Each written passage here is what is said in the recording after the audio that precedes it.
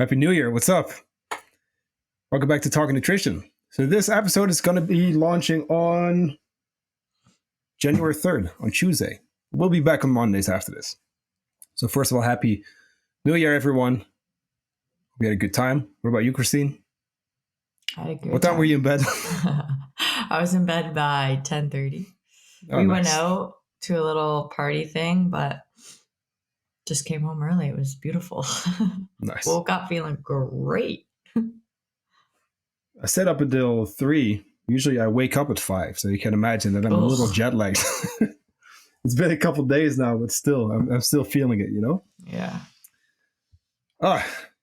It's good to get back into stuff, though. Like, I feel like Christmas and New Year's, and especially the time in between, is like weird. And of course, we just had the whole switch with the business and stuff, and it's going great. But like, it's been so much in like a short period of time. Right. Now I'm like, okay, I'm good. Like getting back into like the usual routine, you know? Yeah. Cool. So we figured let's actually just do a bit of catching up on the questions that we're getting on the Q&As, because it's been quite a lot now. So let's actually walk through them. Anything else? Yeah, today actually is my birthday. Oh, is it today? Yeah. Happy birthday. Thank you. I didn't know it was today. 33 right now. Dang, you old, bro. Just kidding. I got you by 1 year, I believe. Yeah, you do. Yeah. When do you turn 33? I turned 32 in March. 32? Oh, shit. Okay. Yeah. Yeah. So. I feel real old now. That being said, the only gift I would like for my birthday is a 5-star rating and review on Spotify or Apple. And that's it. That's all I need, you know? Mm-hmm. I don't need that much. But anyway, all joking aside, want to jump in? Yes. So the first question, I can't say this right. Zulinchu. Okay. How can I start my way to fitness without a coach, because my budget won't allow me to have one? We were talking a little bit before we started the podcast on this, and it's kind of just like, it's a vague question, so it's kind of hard to answer. I'm assuming that he's talking, like my head goes right to like training when I hear fitness.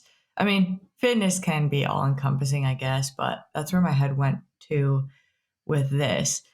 I mean, I think the first thing I would kind of look at is, in terms of like working out, what is attainable and realistic for you starting out, right? So oftentimes people think, I just posted about this, like lowering the barrier to entry at the beginning, or like if you're on your journey already, and you need to adjust things.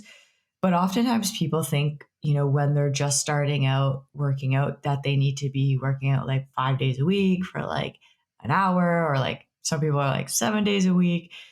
And that's just not the case. I'm very much a proponent of starting, say, maybe it's like 1 day a week, and then you increase it to like 2 days the next week. And then you stay there for a while, and then you increase it from there, and focus more on like frequency. But it's really just taking that first step and showing up to that first workout, and then going from there, right? And whatever that looks like for you in terms of, like I said, what's attainable and realistic, like what's your life look like, what's your work look like, do you have kids, do you have a wife, a wife or husband, and things like that. And putting something down on paper and planning, and asking yourself though, like, you know, does this, when you plan, typically you're going to be able to see, okay, this is attainable for me. Like, can I work out after, you know, work on Monday, or like, is the morning going to work better, or like, you know, figuring it out that way. But that's what I'm thinking here, is just starting small and going from there. Yeah. I like that. I think, especially this time of the year, like everyone's super motivated, which is great. I love that. Mm-hmm. But I talked about this a lot today with multiple people. Like, the more stuff you try to change at once, or the harder you try to go right off the bat, like, usually backfires, because Mm-hmm. if you go from like barely doing anything to maybe all of a sudden getting a whole bunch of steps and training and this and this, it's great when motivation is high. But when that goes away, and when you run into moments where you're like, oh shit, I can't really keep doing this because it's just too overwhelming, it's likely not going to last. Right. Just start small. I totally agree. And Not that I'm, another thing I'll add there is when you're planning, I wrote this in my Instagram post as well. When you're planning, plan for obstacles. So I don't know, something comes up and your schedule gets interrupted. What are you going to do when that happens in order for you not to kind of just throw your hands up and say, oh, like, I missed a few days. I can't do this. Right. Because that's going to happen. yeah. How can you plan for that? How can you plan to navigate through that so you don't give up at the first sign of, struggle or, a disruption in your schedule or what you have planned? I've been getting more strict, or more on top of this with my clients too. Yeah, me Instead of too. saying, hey, instead of introducing our third workout of the week, no, let me know, when are you going to the gym? Right. What day? What time? Mhm. What's your appointment with yourself Right. that you're going to have to show up to? Um, Putting it in your planner, Google Calendar, whatever it might be, a sticky note, like making Yeah, sure like I that you have literally it written out. like I literally have that in my check-ins. And I Yeah, tell my clients, I'm like, answer this second part of the question. So it's like, yeah, what is one thing you're going to focus on this week and how are you going to do it? The most important part of that question is the second part. You have to plan, yeah, right? In order to do that thing, you're going to be way more successful if you actually plan, right? yeah. And I also have them sometimes come up with a plan B, if Love that. it's something that maybe a little bit more complicated or something like that. Okay, if this doesn't happen, what's plan B? Yeah. Now that I'm thinking about it, one more suggestion here. So this might come in handy. So I reopened my Facebook community, and I did kind of shoot myself in the foot here because because I'm doing this with every member. But if you are trying to start out with your fitness, I would highly suggest joining, because here's the thing. What I'm doing now is that every member who joins the group does a lifestyle assessment, which is a quick quiz, 2 minutes, but it walks you through every habit that I think is important for you: fruits, vegetables, like all that good stuff, steps, workouts, whatever. You fill that out and you actually get a video from me walking you through, hey, this might be something to work towards. I'm also going to give you a habit tracker with that. I think that could actually, now that I think of it, I think that could be one. So that you actually have a list of stuff that you can work on, like on your own, because that's the Yeah. goal here, right? I'm just trying to give you that guidance. That way And say, hey, he will have more, Johan will have more information, not just like how to start my way into fitness. Like yeah, I'm assuming like there'll be more detail you ask and then you're able to give a more detailed answer, which yeah, is great. Like take advantage of this free resource he has going on, because it could just be 1 to 2 simple things that completely change what you're doing right now and help you a lot. So I would definitely take advantage of that, everyone who's listening. thank you. Like I said, I am kind of shooting myself in the foot here because it's a lot of people to work through, but hey, well, we'll get to Yeah. we'll get to a point where we got all the members covered and kicked Right. out all the people who don't want to participate, because that's I kind of like like the that. second reason. Mm-hmm. Because Mm-hmm. I don't want to have like another Facebook group that's just like crickets. Right. I want to have people who are involved, who at least go through that assessment, get their feedback, and then it's kind of like, okay, cool, like good luck, but Right. I know that you're doing something here. Right. Right. Awesome. Next question from As Above Nutrition, so a fellow coach, I'm assuming. So, what has been a successful tool or resource for your clients starting out? Oftentimes, individuals may feel like they are given a lot of information, and so my question stems from the idea of simplifying everything so that they better understand the approach of nutrition/nutrition coaching. These resources are intended to help clients. So I was wondering, what have you used in the past, if any? Thank you. I'm guilty of this. I'm pretty sure Kristine is guilty of this, and probably every other coach at some point. Is we get really excited. We want to share everything. We want to teach you everything. We want to take this whole bucket of like shit that we know and throw it at you. Yeah. But which we obviously mean well, you know. But here's the thing. Now you're right though. Like it can feel a little bit like information overload. So I mean, I know because we've talked about this in the past, Kristine. I mean, the last couple of years, really. But like, we've made PDF like guides, tutorials, like ebooks, resources, whatever. Unfortunately, a lot of the times when there's a lot of information to work through, like, you know, people won't always read everything, if any, which sucks because we do put a lot of time and effort and love into that stuff. But that's the reality. So my question to you is, what are you trying to teach them, and what kind of level person are you working with, first of all? And then how do you think you're going to be able to kind of deliver that in a way so that it's like a little bit, you know, and then here a little bit, so that they get enough to work, but not too much. Because I like, once again, we want to share as much as we can because we want to tell you about like the hormones and the training and this and that. But in reality, you might just need to start drinking more water or just try to hit your calories or whatever it may be. So personally, the change that I've made, I mean, I still have my ebook, which is on my website, but like the change that I've made is actually take the stuff that's in the ebook, break it down into kind of like a macro crash course, and then kind of like a part 2 where we talk about like, you know, food quality, and like basically touch on every topic, maybe in like a 5-minute, 10-minute video, just to keep it short, right? Because anything longer, in my experience, people are usually not going to watch it. Mm-mm. If it's a whole essay to read through, no one's going to watch that, unfortunately, you know? So what I'm doing is a video and an infographic, like PDF kind of page. And I mean, this is literally just something that I'm starting right now in the new year. So I hope it's going to work better. I'll let you know. But I think that could be the answer. What do you think, Kristine? Yeah. So I definitely, so I have like a ton of resources that I've created, right? So like guides, and like Johan just said.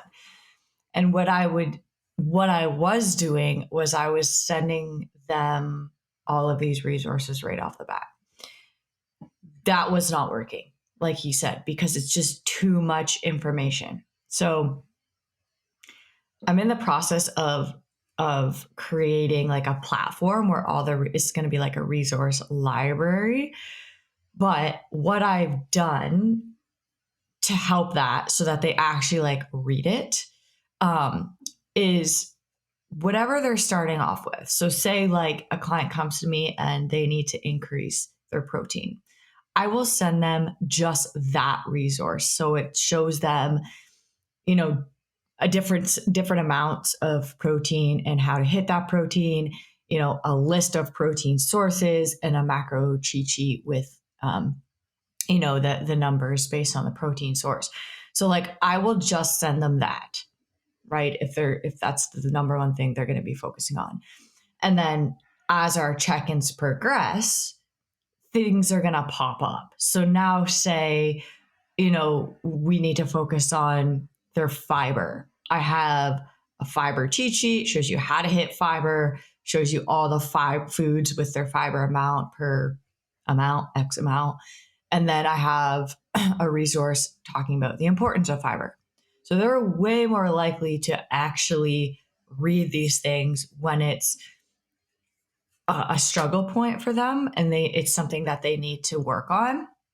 I'll send them that, you know, in their check-ins. But I just keep it, you know, really simple that way. The resources aren't anything crazy. They're very easy to read. And I think that helps a lot.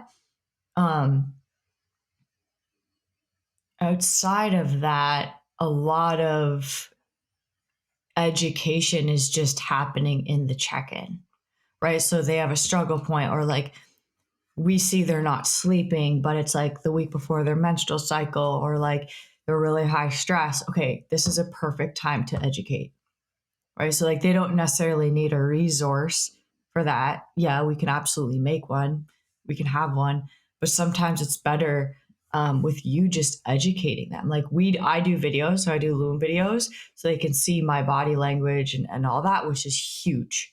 Okay, like the transition from I went from email to voice note to videos. I used to do email. The retention, client retention, and the education has just been so much better through video, you know. um so that's what I suggest, is some of these things you just educate within the check-in. And if they do need a visual, like ask them, like, would you like a visual for this? And you can make one, or like I'll pop it up on the screen when I'm doing my check-in, right? So it's kind of right there. Yeah, and maybe make stuff based on a request kind of thing. Like you said, with fiber. Okay, cool. Actually, hey, I don't have a fiber cheat sheet. Let me make one. Right. Instead of like, because as a coach, I think we tend to overthink stuff as well. I feel like, I need this and this and this. Right. Well, in reality, you can make it when it comes up.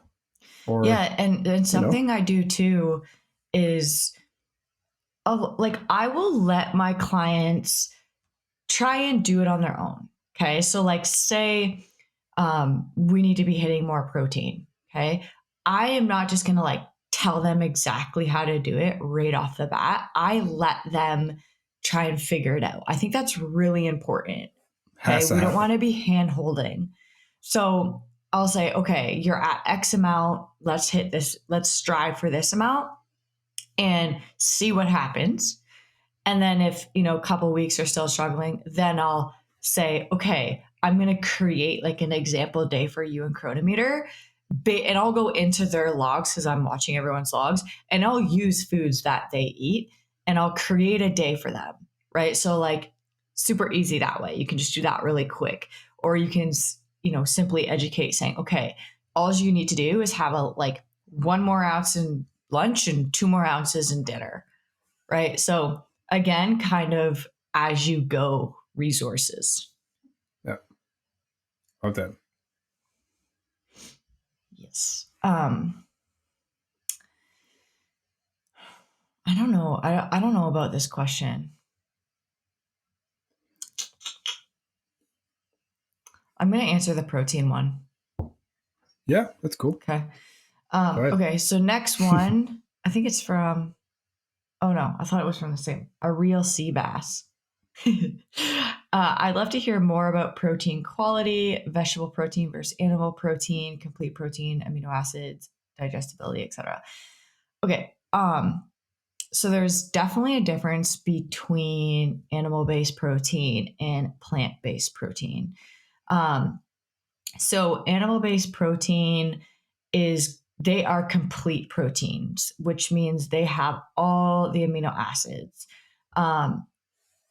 We need all amino acids in order to build muscle, right? Like that is incredibly important. So this is often talked about when someone is like vegan, right? And they're trying to build muscle. Is it harder or is it doable? Because a lot of plant proteins aren't complete proteins, right? So they lack amino acid profiles, or like the amino acid amounts are just, fairly low. So in my opinion, animal-based protein is superior for that reason. It does play into not just muscle building, but many other, processes in our body. But it can be done. So you can build muscle and all of that on a vegan diet, but it can be harder. So it really comes down to like animal-based proteins are complete proteins. They have all the amino acids we need. A lot of plant proteins aren't. And but there are some, like tofu, for example, right? And And what else? What are the other ones that are complete? Tempeh. Tempeh. I mean, it's at the end of the day, it is still tricky to hit it, you know? Well, yeah, because sometimes you have to couple like Yeah. two plant proteins in order to create a complete protein. And then a lot of the time, these plant proteins come with a lot of carbohydrates, right? So, like beans, for That's the biggest example. thing. Right. Yeah. So, like beans, for example, come with a lot of carbohydrates. And then next thing you know, your carbohydrate amount is just like super, super high. And then the quality of the protein isn't great. And, that can become an issue. And then usually animal-based protein is more bioavailable. So we're absorbing more of it versus plant proteins. Again, like I still have plant proteins, but 95% of my proteins are coming from animal-based protein for that reason that they are complete proteins, and they're not coming with a bunch of carbohydrates. It's not like carbohydrates are bad. It's just hard to control when those are the main protein sources you're getting that from. Yeah. It's tricky too, because there's a few things, and you touched on most already. Sure, like the amino acid thing, that's one. I do, however, believe it's like if you hit your protein, like if you hit like a 1 gram per pound of body weight, you'll be fine. Yeah. I do believe that. It's just harder. Here's the thing. It's definitely more difficult. You're not gonna get it as easy, because if you get tuna, pure protein, if you get like chicken breast, mostly just protein, those kind of foods, it's very simple to hit it without the additional fats, carbs, etc. Right. So that's one.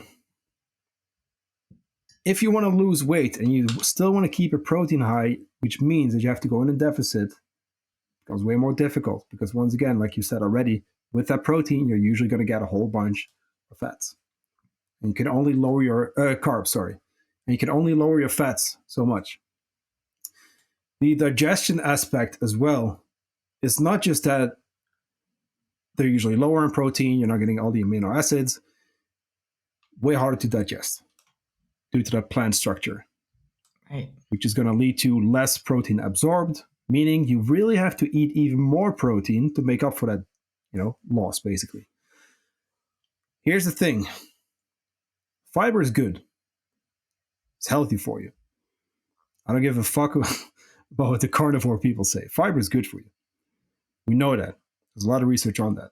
However, there's something that's called too much fiber. It's also a thing. What if you're trying to hit 200 grams of protein from like beans? Yeah. Yikes. It's going to be trouble. Mm-hmm. Like, is it okay to go on like a higher fiber diet? Yeah, for sure, it's fine. But we all have our own limits, and it's like it's going to be tricky. And I just I know a lot of vegans, and I have a lot of friends who are vegan, and like a lot of times it's just not done well. Right. And I say that with the best intentions possible. Like, if you want to do that, and I have vegan clients, I have vegetarian clients. Can they get results? 100%. Is it more tricky? 200%. Right. Definitely more supplementation. But like, if we're looking at those like actual protein foods without the supplementation, it's going to be difficult. Mm-hmm. It really is. And it can lead to some, micronutrient deficiencies too down the line, and digestive issues. And like for you as well, like you're going through some gut stuff, probably not great to have a whole bunch of stuff ferment in your gut, right? No. When it's like that much. Not at all. It's tricky. I really do think it's tricky.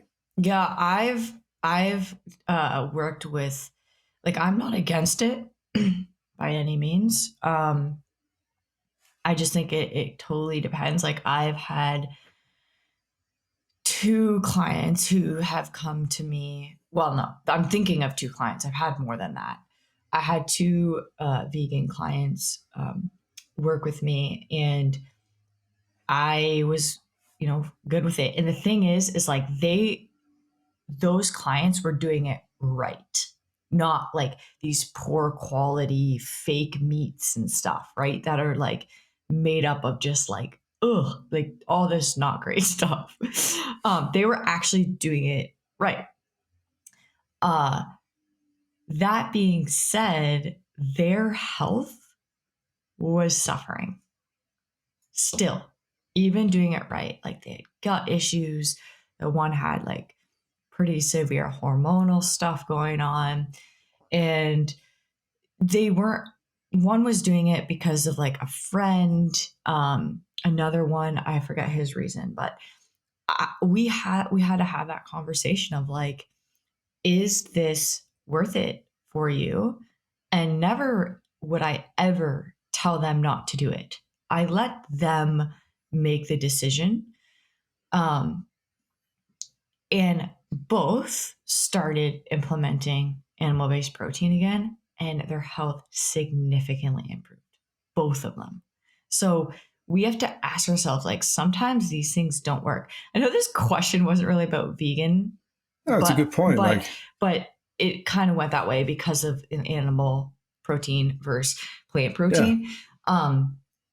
But sometimes it works until it doesn't, and like you have to be honest with yourself, because there are a lot of people who their health has definitely declined because of going on a vegan diet, and like a lot of females too, like we can run into hormonal issues. Same with men, like same deal there, with testosterone and stuff. So I mean, again, animal-based protein, my opinion, is superior. It doesn't mean that you obviously can't have plant-based protein. I still have plant-based proteins. Like it's still good for you, right? But we need that animal-based protein, in my opinion. Yeah. And so many times you see like the Oreo vegan diet, the Oreo and Pringles, like those are like the international like snacks that we know like are vegan. Right. But like, I don't want to say that this is like necessarily the reason, but I started to think, and I'm literally just thinking out loud here, but like I've read a little bit of research about the correlation between those diets and anxiety and stuff. Yeah. Yes. And a lot of mental stuff. Yeah. Depression. I don't want to jump to conclusions here, but I know a lot of plant-based friends, like close friends. I know a lot of them who are struggling with that shit in serious ways. So I say this with the best intentions. Like maybe, if that's you, I'm not saying that that's the only reason, because there might be way more outside. Correlation. Yeah, right? And we can't say that that's necessarily the causation. Yeah. But I think if you're struggling with stuff, health issues, hormones, we can run into deficiencies. Like you might want to look into some alternatives, or maybe stepping away from that stuff. Because as much as I think that you should do this 1000% for the reasons that you said, that's your decision. Keep your own health in mind too. Unless you're totally cool with that suffering, that's also fine. I know people who would be okay with that. And I mean that also. That's also cool. But be aware of that decision then. And be aware that there might be a solution to improve your health, your mental health, etc., your hormones, all that, by including a little bit more animal-based stuff. Yeah, and honestly, this does work for people. Like for sure, vegan does work, and that's fine. But I think you just have to be honest with yourself. I have a client, Anya, who or had a client. She's been doing great. She lost a bunch of weight. She's been hitting her protein. She's been doing these races where she basically races with dogs, and it's like she's been killing it. She's doing well, but she's also extra on top of things. Takes a little bit more planning.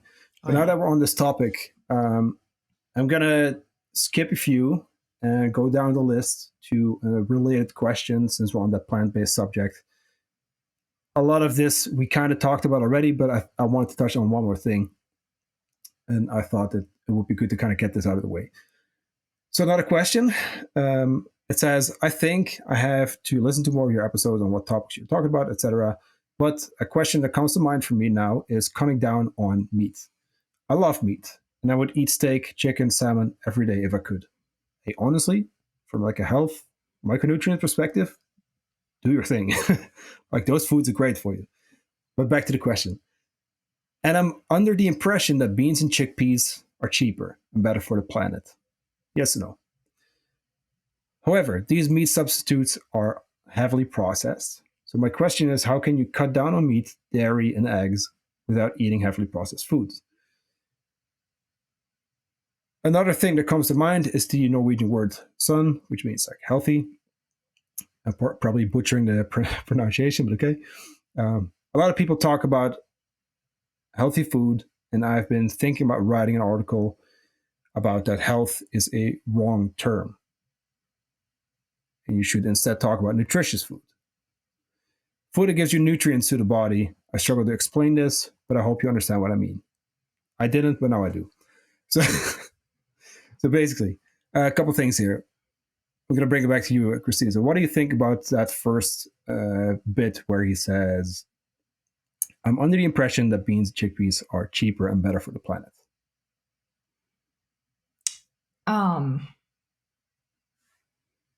Well, I would say they're cheaper. Yeah. For sure. Coming in like a can, right? If you think about that, I mean, I guess it depends, but that's going to be like $2-3 a can. Yeah. Actually, is it cheaper? I don't because know. like it's a cheap option. It's a cheaper option, but if you're thinking, but you're getting half of the protein. It's a cheaper option, but if you're thinking about how long does a can of chickpeas last you versus like a pound of chicken. Yeah.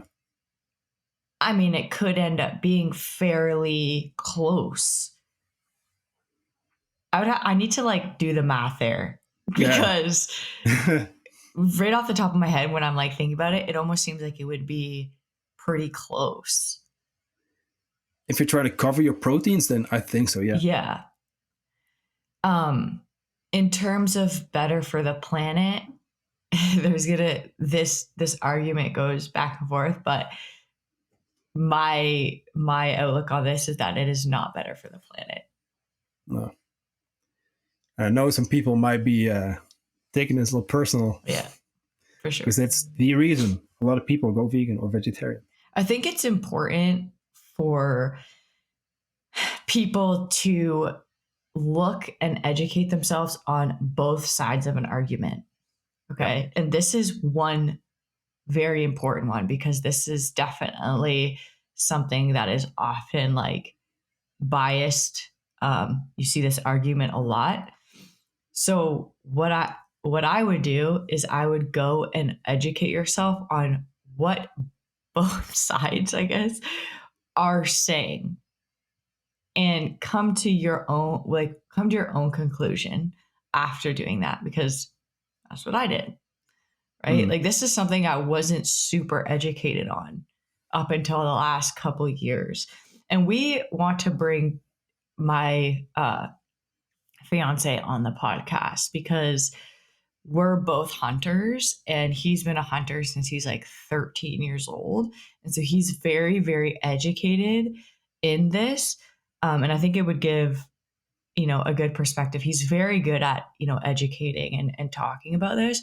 I think it would be a really good thing to kind of educate people on, because I feel like, they think one way and then they close their eyes off to, the other side of things. And, I mean, I think we both can agree that this is not necessarily a true statement. No. You know what's funny too? Because I can tell you're being like extra careful with this. And so am I. But like, it's kind of crazy that we need to, because what we're doing is objectively looking at it. Okay, cool. Like, let's zoom out, like step away from like this camp to this camp. Right. What do both say? Right. And what does the average of like all the research actually show? Because here's the thing. Both sides could pick a study and say, oh, this is my point. Here you go. It's proven. Same on the other side. Guess what? research is not one study. Yeah. You know, Right. we got fucking 1,000 studies Right. on one little subject, and then, I mean, like we have to zoom out. We have to step away and just look at everything and kind of see what might be truth. Right. Guess what? Turns out, based on most of the research, it's not my opinion. Turns out it's usually somewhere in the middle. Yeah. And that's like the least exciting, least marketable, is that a word? Yes. way of, promoting healthy eating, but that's the case. That's what we know based on the research. Yeah, I think here his question: how can you cut down on meat, dairy, and eggs without eating heavily processed food? Oh, I think first it'd be like, do you actually want to cut down on it? Right? Because that's a good one. Yeah. He's saying he loves those. He loves meat, steak, chicken, salmon, but he's under the impression that it's cheaper and better for the planet, which we don't know for sure, right? In terms of like it being cheaper, if you actually do the math, I mean, you can't deny that meat has gotten more expensive lately. I mean, that's for sure happening. Yeah. But it would be like, my question would be like, do you actually want to cut down on it? And, what really is the, where's this coming from? Like, who's influencing this? Right. And if you do, I would probably do animal-based, like do almost like half and half. So you could cut down, not do fully animal-based protein diet. You could do like half, and then the other half have more of the plant-based. And that's kind of meeting yourself in the middle. I mean, you can still save money in different ways too. Plus, actually, you still make better choices for the planet that actually make a difference. Yeah. So, like, for example, what I like to do is just get a huge bag of rice. This is like not protein stuff, but like when you get like the 10-pound bag, that's super cheap. It lasts for a long time. That's a lot of carbs, Oh yeah, You're saving a lot of money there. I've had a huge bag of rice for so long now. Yeah. And you guys, you go hunt, and yes, my friends here too, and people go fishing, and of course you're not gonna like come home with like I mean, for you guys at least, yeah, you would. But like, you're not always gonna come home with like a month worth of like protein, but either way, that's still something that's better for the environment, Yeah, it's not produced somewhere in China and then sent across the whole world, like. Right. Well, like you said, if you actually want to eat this, you love meat and steak and chicken and salmon, where else in your life can you cut down expenses so that you can have this stuff? Like this is giving you joy. It's giving you pleasure, right? And food should do that. It's used as both pleasure and fuel. We like to see it as both. Okay, where can we cut down somewhere else if you love that? Yeah, I think so too. And that's the thing too. Like, your health includes like making choices for yourself. I feel like that's almost like a bad thing to say these days, but like, like take care of yourself too, and that if that means eating something that you truly enjoy, go for it. Little side note as well here. I like to walk down the street to the supermarket. I swear, like this supermarket in particular, they always have like stuff on 50% that's about to expire. I saw that you had. Yesterday was through an app, which is also actually related. But like 2 days ago, I loaded up on protein, and it was all 50%. Wow. And it's just ready. It's sitting in the freezer, Right.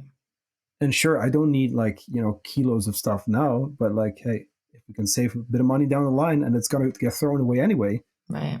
That is a choice that's better for the environment. Yeah. Plus, you're saving money. Right.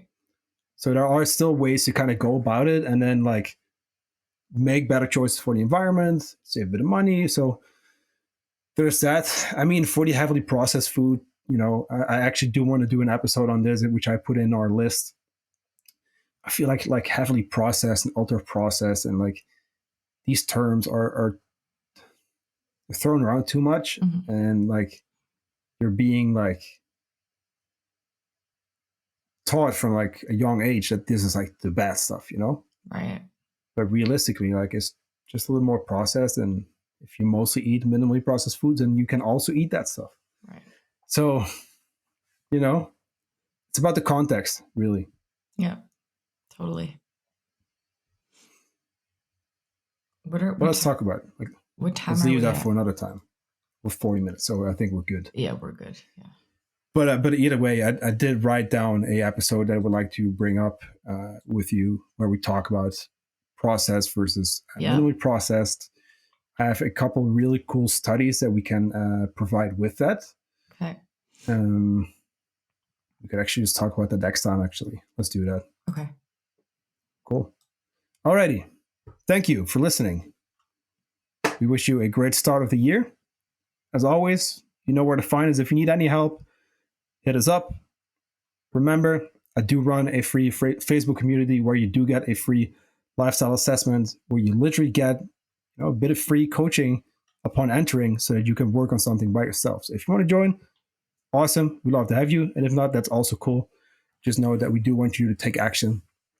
Anything else you want to share, Kristine? I think that's it. I think so too. Awesome. I'll see you next week.